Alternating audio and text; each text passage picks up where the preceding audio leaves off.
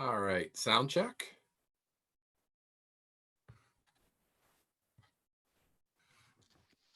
Hear you just fine. Great, excellent. I guess it's working.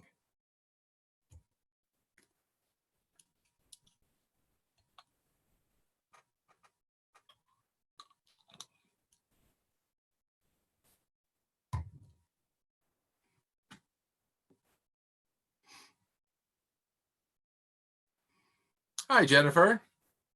Hey there, how are you? It's so good to be heard. Do you feel like nobody's listening to you lately? Nobody listens to me. No. No. No. If they would just listen to me, they'd get done with their work so much faster.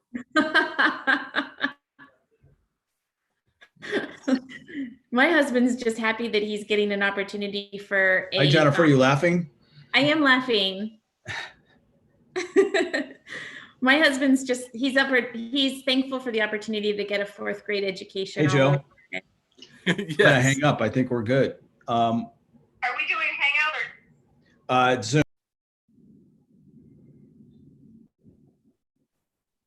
Yeah, I'm getting a 7th grade education. Oh. I know. Ooh. I So know. my Megan's in 7th grade, and the good news about that is she's the brightest one we've got. So she's pretty much self-starting. Yes. Yeah, absolutely. I'm learning a lot. Have you had to do Flipgrid yet? So I haven't, but Ryan might have. It's really fun. Steve, have you done any Flipgrid lately? Flipgrid? No. I've been zoomed out, actually. Zoom, Google Meet. You like Flipgrid? No.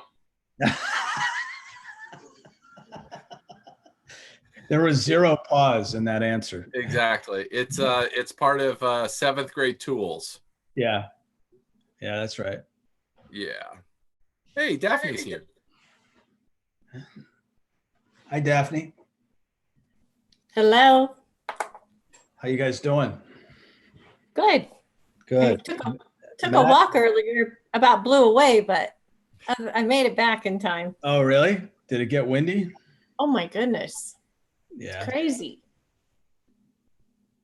There we go. Hey, Mike.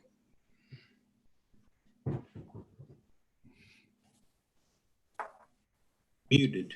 How do I unmute?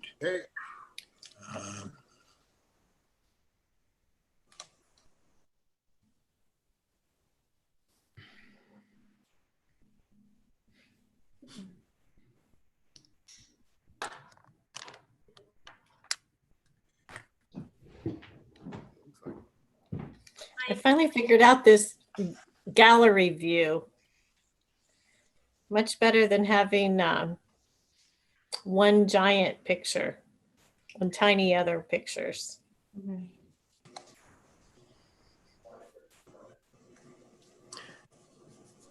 All right. Oh, there it is. Oh, look at that. So who are we still waiting for?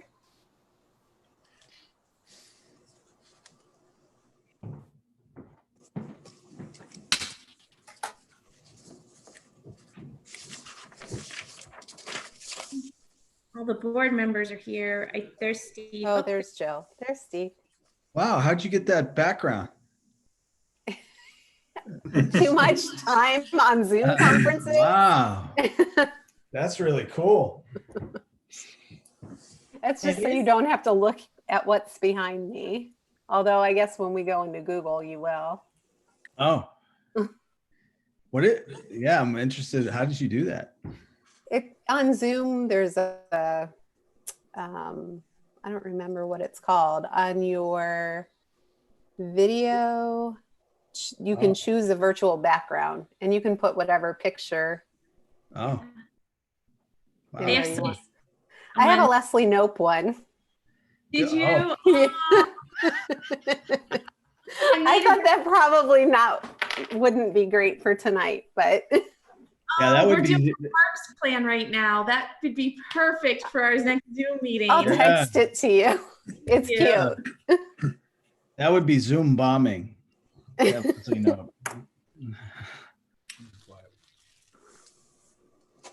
Hey, Brian, Hey, what's happening? how you doing? So I see the little thing. It says we are live on YouTube. Is that right? We're all, Yeah. okay. Yeah. There's In a too many. minute. I need like 3 computers, I feel like, to do all the things. Yeah. You only need 2 and an iPad. Oh, That you've got it figured out. Hey, can you hear me? yeah. Yeah. Okay, good. Okay. Ready? So everybody is here, right? Yeah. Yep. Okay. And we are streaming now. Is that right, Jeff? Yep, we have been streaming for about 20 minutes now just to be safe and get the link out. Okay. So Mr. Verlingo, do you want to go ahead and call the roll? Okay. Ms. Campbell, Mr. Campbell, sorry. Ms. Chrysler, Here. Mr. Hairston, Here. Ms. Mowering, Here. Ms. Pickle Antonio. Here. So the first thing on the agenda is a discussion of potential bylaw and policy changes and other changes that need to happen as a result of the COVID-19 pandemic. So, Mr. Barrett, I'm going to turn it over to you. I don't know in what order. Yeah. And we wanted to add a discussion about Chromebooks as well, Earl. Okay. So if we can do that before we go into the executive session. So part of the agenda, we had a whole list of things that school districts are considering from House Bill 197 and just, how we're going to navigate during this closure in terms of the third grade guarantee, graduation, virtual board meetings. There's a whole list of things, many of which we're not going to need on that list, but I would just like to go through and tell you what I think we're going to need. And we'll either have one resolution addressing all of these things on the 16th or multiple resolutions. We're going to try to practice a less is more approach.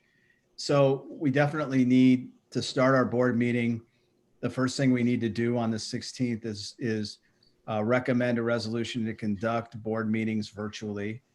So we have a template for that we can share. And then we're also going to need the following resolution. So the online learning plan that Jill and our curriculum team and principals and teachers work so hard, coaches work so hard to develop, which is 2.0, and that'll start on next Monday. I would like to have that in a resolution just to codify it. We're very proud of it. We're proud of the collaboration, and I don't know that it's necessary to put in a resolution, but I think it's a good idea to put it in one. And then graduation guidance. So ODE has been working really hard to develop guidance on graduation and evaluation and lots of different things. And so there's some guidance that's relatively new from ODE on graduation. So we're going to need a resolution approving to approve how we're going to allow students to graduate. We really want to support kids and families. We have principals and counselors reaching out to kids that are on the cusp of graduation. We think equity is really important. We don't want anybody to be harmed by the closure. And so what we think we're going to also have to include is the ability to go to state minimum curriculum requirements as it relates to graduation. And that'll ensure that no kids are harmed. And then we think we're going to need to address, we know we're going to need to address the third grade reading guarantee. This is also about equity. We want to make sure that we don't hold any kids back. And it's an important resolution. It's an important item to have in our resolutions or resolution. And other than that, I think, and this isn't really a resolution, but just we're going to work Wednesday with our union. So Wednesday, the 16th, on teacher evaluations. ODE has developed the Ohio Teacher Evaluation System 2.0. So we have to make the decision, are we going to adopt 2.0 for 2021? We also have to make decisions about evaluations are all in process for teachers. They've worked really hard to do their pre and post conferences. It's a lot of work.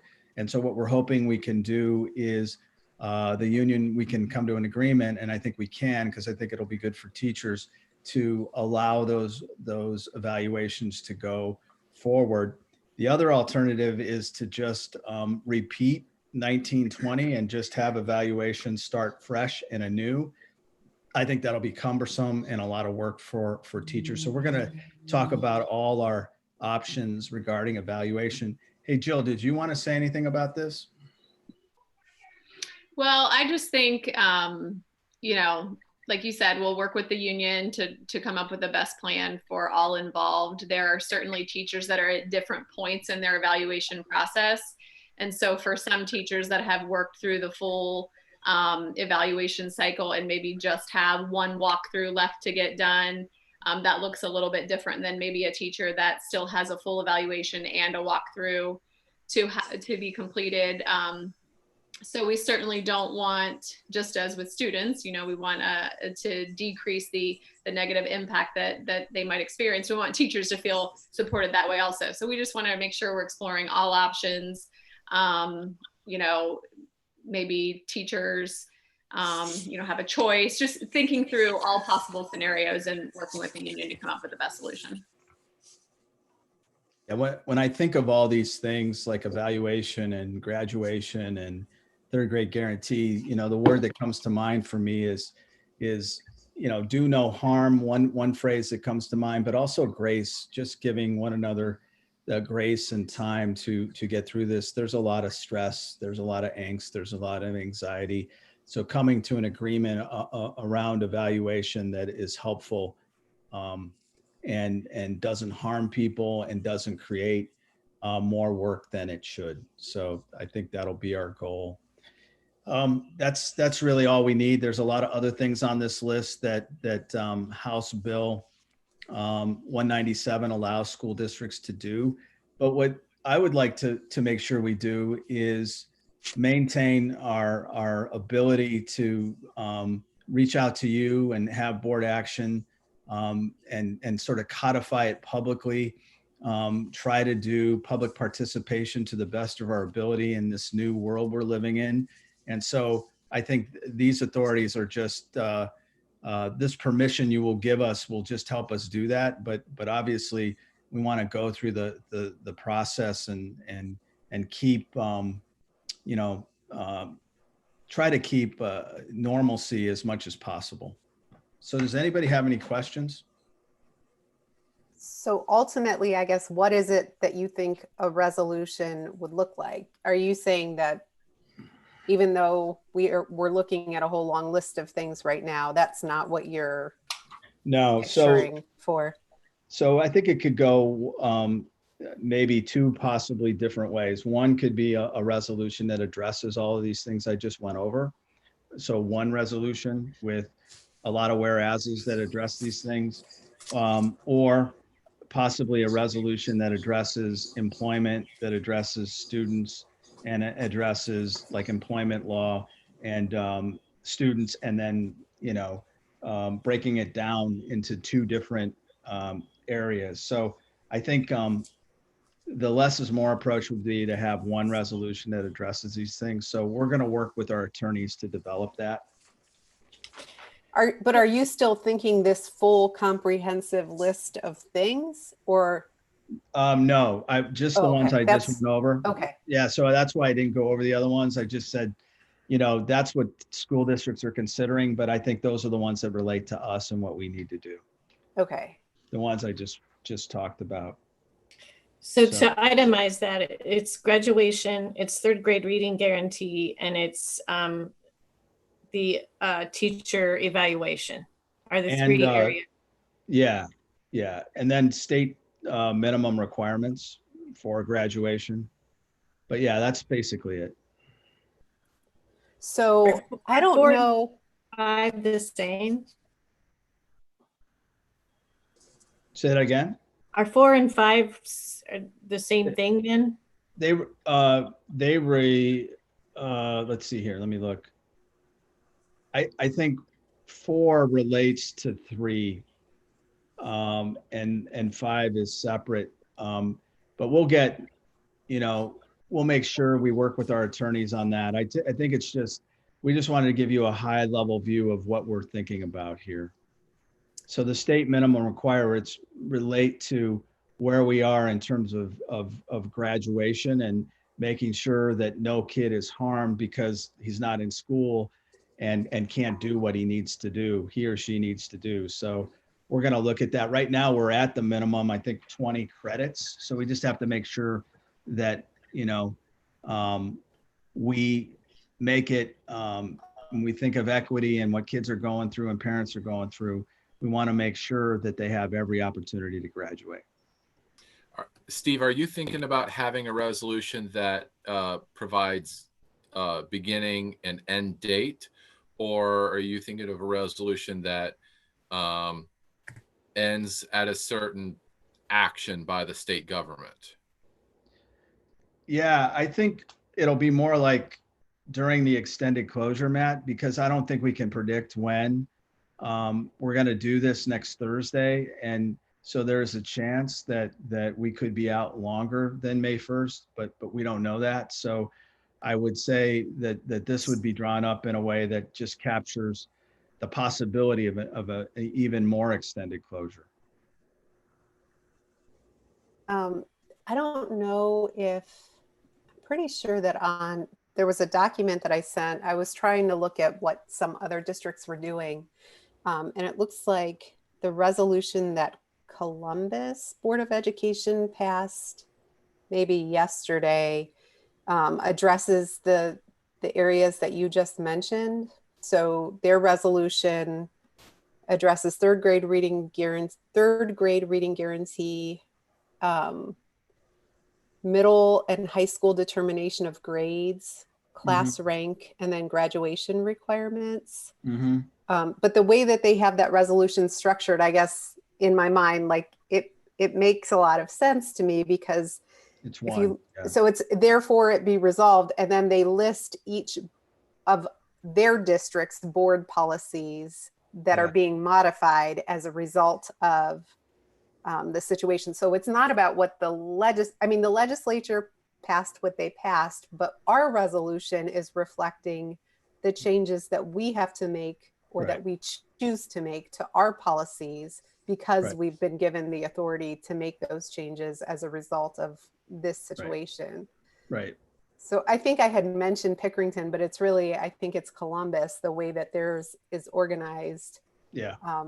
And I'm not suggesting that it would be written the same way because our policies and bylaws are different than theirs, but just in the way that it's organized, where in the whereas clauses, it lays out what the situation is, what the legislature did. And then in the resolution part, it lists out which of their districts' policies and bylaws are being modified or suspended. Yep. That's what we'll aim to do. I think doing it all in one, I think is smart. So we'll aim to do this similar thing. I think public participation was initially on the list too. I was just looking at our public participation bylaw itself, and I'm not sure that we actually need to do anything because in our public participation bylaw in section I number 6, it allows the presiding officer to waive these rules with the approval of the board when necessary for the protection of privacy or for the purpose of the administration of the board's business. Right. So a lot of districts that waive bylaws and policies around public participation and meeting, they had an in-person. It actually said the person In the had to be bylaw there itself. in the bylaw itself. They had to be present, and ours doesn't say that. So Yeah. I mean, I think the one that would address what you're talking about would be the whole. I think that would be in the virtual meeting resolution that we're going to do. So, Okay. any questions? Okay. Okay. So did I we do have also? one question. Oh, Yeah. When you speak of the number 4, and I don't know the policy by heart, but I feel like in the past years, the superintendent has provided a list to the school board to approve the graduation. Yeah. The way this reads, the superintendent would make that approval authority to approve. So I guess the extent to which what we're changing the way it's bylaw, worded. Yeah. to me, there doesn't need to be any difference in the process once the determination of have they achieved what is required, and you're coming up with the what is required Right. concept. Yeah.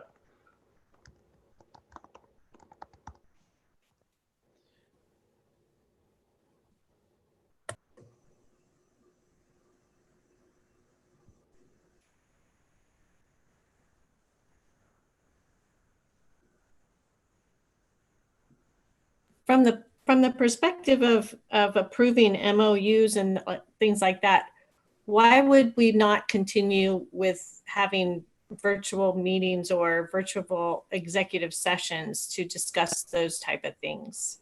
And we can do that. Yeah, we can certainly do that. I think this is more just, I mean, and that's what the virtual meeting policy will be about. We can do that as often as we like. So, yeah. So that won't be in the resolution that we vote on, right? No. No.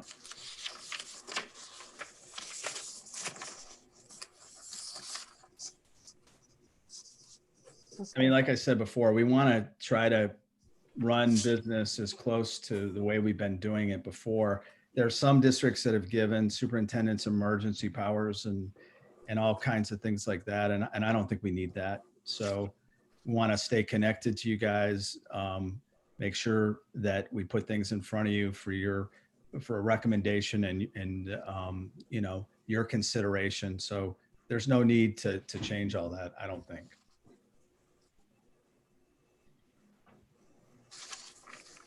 Okay. Any additional discussion about what the resolution is going to look like?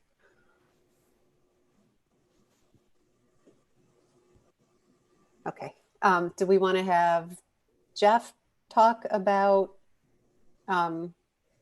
any changes that are being, I guess, requested or recommended related to Chromebooks? Yeah. So, Jeff, are you there? So I am. okay. So Jeff, I was gonna work through with the board on this request of yours. So if you want to do it, I can just add in, or I can start however, it's either way is fine. I'll talk. Yeah. So yes, I am making the recommendation that we move forward with next year's student Chromebook purchase. We have some concerns just with what the Chromebook market's going to look like in the coming months. So we tried to look at what was in the supply line. We reached out to manufacturers, and we know a lot of these manufacturers, and the one that we know specific, Acer, is only running at 5% capacity right now. And then Steve also shared an article where we started seeing other larger districts like New York Public, Chicago Public, starting to buy up larger quantities that was already in the supply line. So we were fortunate that we were able to work with a past partner after we've been working on evaluations of the model we want. And we worked with the value-added reseller and the manufacturer, and we have essentially secured, but not fully committed to, obviously because we need board resolution, to what we think is going to be the appropriate amount for next year. So some of the pros of doing this now are the ability to just maintain the continuity. So when we went 1-to-1, we committed to basically that 3-year replacement cycle on the devices, basically putting us in the position we need to do 3 grade levels a year. We have made adjustments based on kind of our reality with that. One second. Sorry. Jill asked me to come on. Just not dressed for a board meeting. So as we've adjusted, so we were on a 3-year cycle. We used to give out devices in grades 7 and 10. Last year, we made the adjustment after just kind of learning, hey, that's too much handling of the devices. So we give the devices to students going into 6th grade, students going into 9th grade, then also one of the elementary grade levels. So, so basically that is my recommendation to move it forward. I talked with Mike about,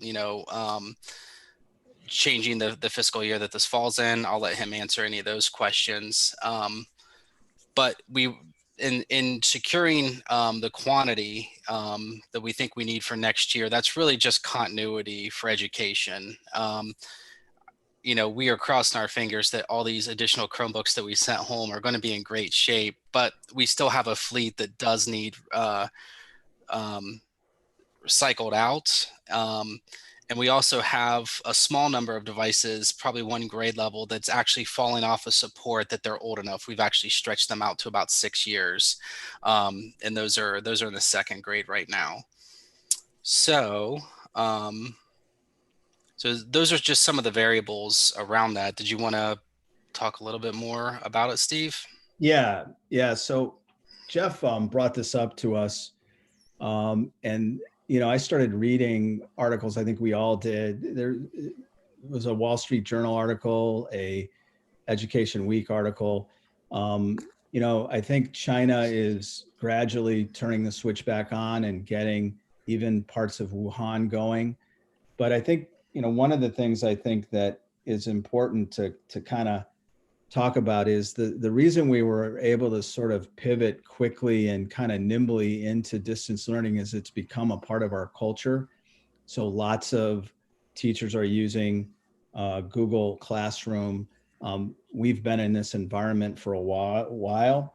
And I think the curious thing about that is when it becomes a part of your culture, if something goes wrong and things don't work, then classroom learning gets stalled and isn't as robust as it could be.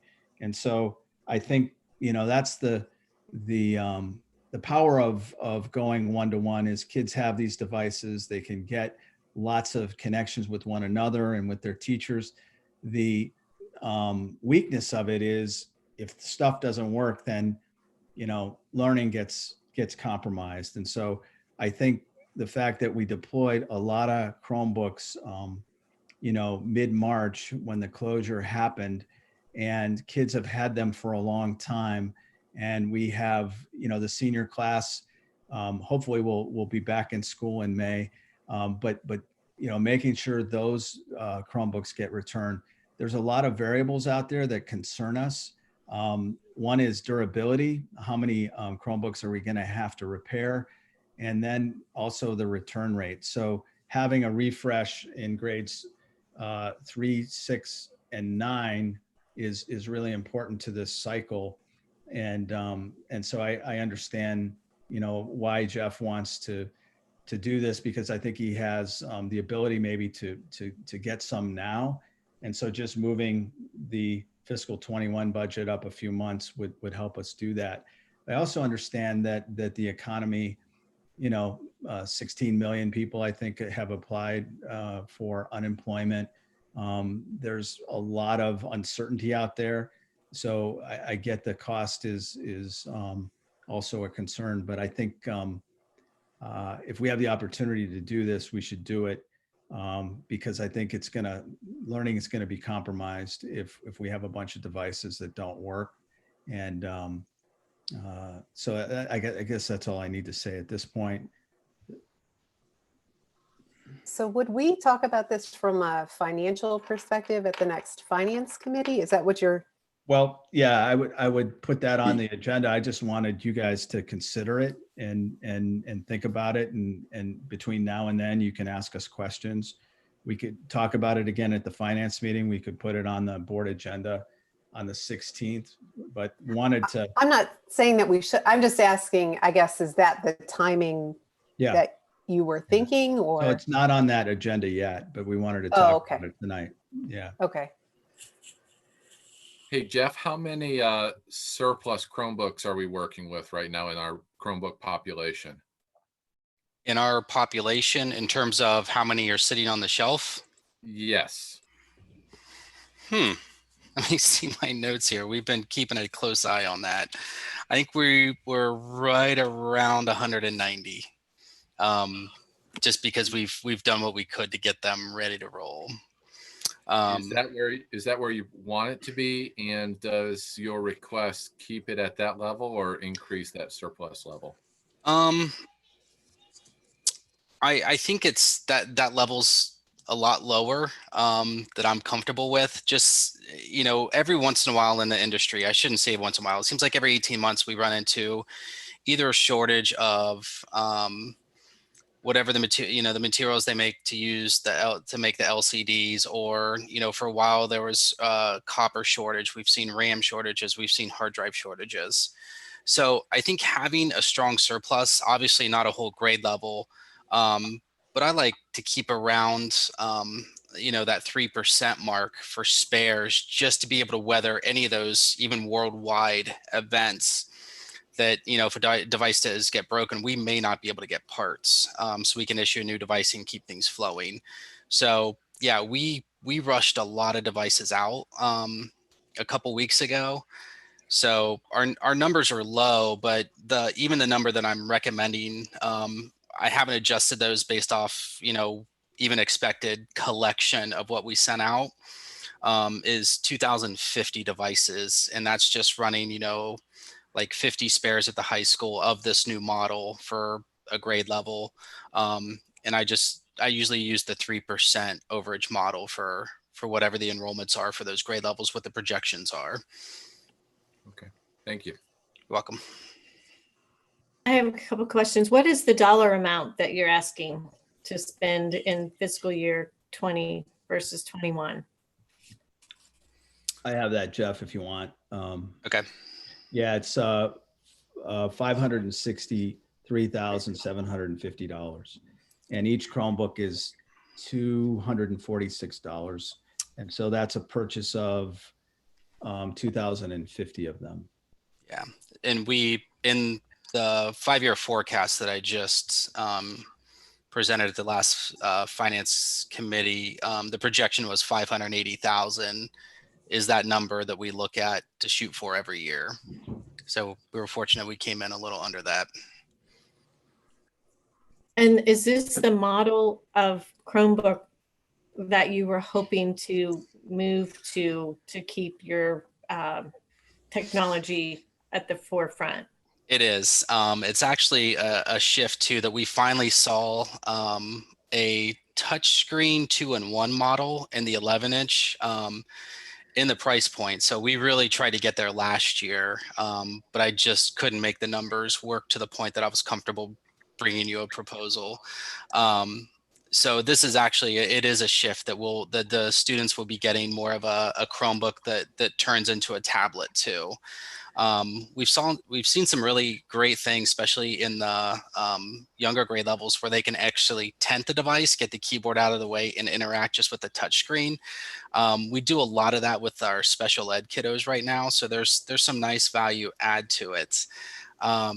We do have a funny story with this, that part of the deal that we were trying to work out with the manufacturer was taking the models are all the same, but there is a chipset change. So they were going to honor, kind of an older chipset price for a new chipset if we split our order. And I just recently found out late last week that this truck with the old chipsets actually got in an accident, and they are all unrecoverable. So the manufacturer is actually honoring the lower price for the newer model for us. So it's one of those, I got the call and I'm like, this can't be happening, but we were able to still come back and secure the quantity we need. So Daphne, regarding the cost issues from a finance perspective, we reviewed the PI budget, and we also reviewed technology spending for next year at the last finance committee meeting. My overall concern is that we just stay within those numbers, because we don't want to certainly exceed the receipts that we have coming in on the PI side, nor do we want to exceed the appropriations that we would have set aside for next year. So to the extent we are accelerating the purchase by, say, a couple of months, as long as we reduce appropriation for next year and take that away from the allocation, I don't see an issue from the finance side.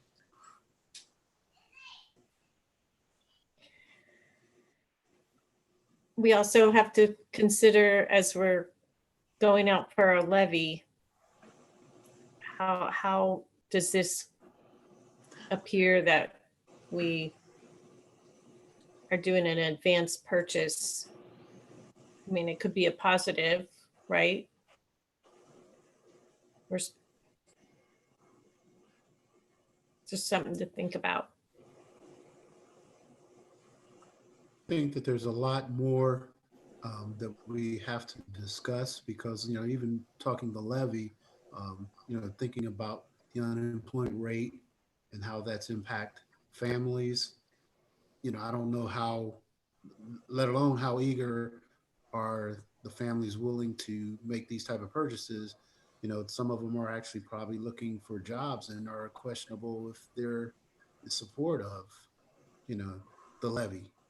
So, I think there's a lot of moving parts, and I understand, when Jeff, you were talking about the pros, I don't know if there's any cons to it. I don't know if there's, as far as how long technology stays around, what's our ability to pivot to something newer if, say, it does change within a year and a half, we don't get what we're anticipated, and now we have purchased these Chromebooks in advance. So I'm just kind of saying there's a lot of things going on, and I think that it warrants further discussion.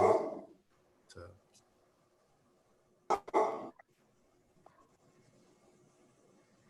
Are these Chromebooks that we need to provide to students that start in August school year? Yes, this would typically be the recommendation I would make in May. May or June for a July 1 purchase. Okay.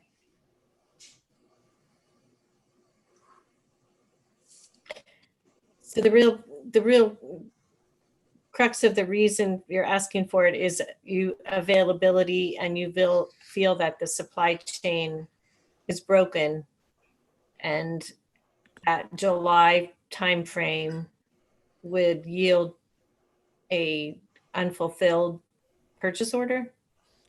Potentially. I know a lot of manufacturers, and I guess I don't want to make the statement that the supply chain is broken. I think the supply chain is uncertain. That we've even seen the manufacturers pull back on or push out their release dates on new model devices. We see a lot of new devices in the spring, so April, May, and they're starting to tell people, sorry, these may not be available until October, November, December. Gotcha. So we just wanted to have a discussion to have you guys weigh in and together and think about this. It's something that we think is important and we need to recommend. And so we'll be available if you want to talk, if you want to call us with any questions, we can send you the articles we've read. It's, I would say the supply chain is uncertain, but it's certain that it slowed down significantly. Whether or not it speeds back up and picks up again, I don't think we can really predict that. So that part's uncertain. So anyway, we appreciate the ability to have this conversation tonight. So is this something that we would want to add for additional discussion at Finance Committee? Is that? How do folks feel? That's fine with us. If you'd like to talk about it some more then. I mean, I think I know we touched a little bit on the finances, but I think it would be helpful in light of, I guess, to put into the bigger picture of what the finances look like. Yeah. That's great. That's great from my perspective. I don't mind having it added. Okay, that's what I was wondering if that would be. I think it's Daphne and Brian and Mike. Is that okay with you? Sure. Yes. Okay. Yes. Okay. Thanks very much.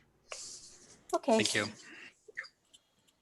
Thanks for coming on for a couple of minutes, Jeff. So now I think we're going to, if I could get a motion to go into executive session pursuant to revised code 121.22G1 and 4 to have some conversation about public employment and also about negotiations. Can somebody make that motion, please?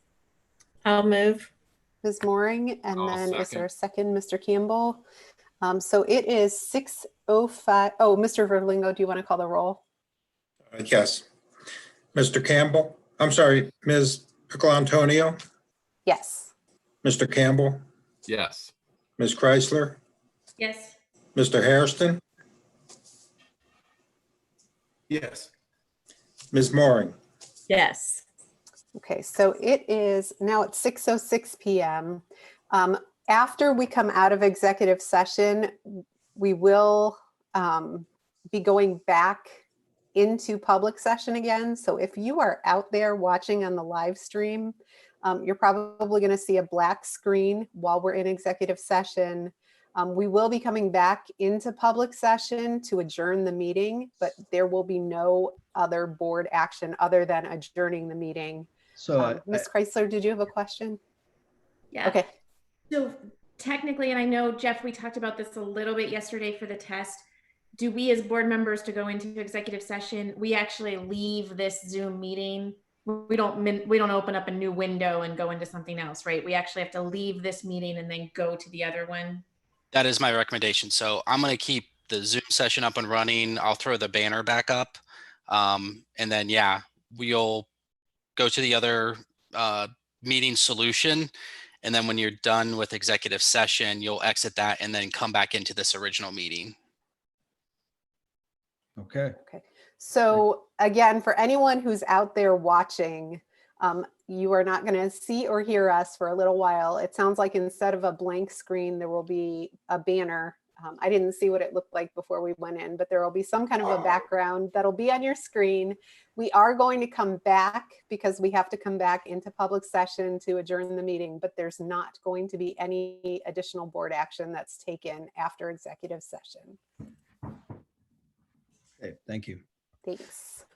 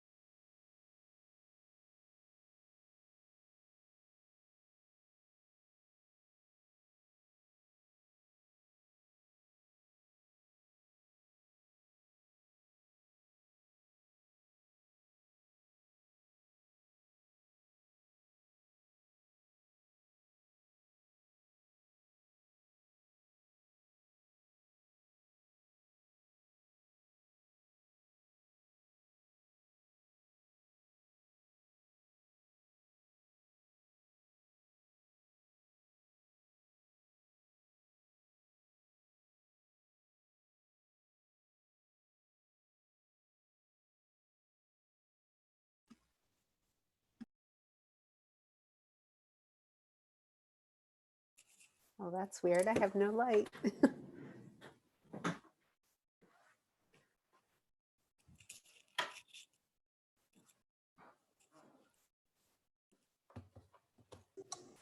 Is everybody back? I'm trying to see. I see Matt, Jennifer, Daphne. Is Brian back? I think we lost Brian in the hallway. Uh-oh. There he is. Okay, so we're all back now. So it is 7:54 p.m. We are out of executive session. Is there a motion to adjourn? I move. Ms. Chrysler, is there a second? I'll second. Ms. Mooring, any discussion? Okay, Mr. Verlingo, will you call the roll on one more time? Okay. Ms. Moran, Yes. Ms. Pickle Antonio, Yes. Mr. Campbell, Yes. Ms. Chrysler, Yes. Mr. Hairston. Yes. We are adjourned. 7:54. 54. Yep. Thanks. That was a Thank great you. job with the audio visual stuff, Jeff. That was really well done, team. That was a Thank you. nice to see something actually from technology standpoint when it works really well, especially in this kind of an environment. So that was Appreciate it. There, Thanks, guys. everyone. Have a good Okay. Have a good Bye, evening. guys. Have a nice night. Have a nice Easter. Thanks. you too.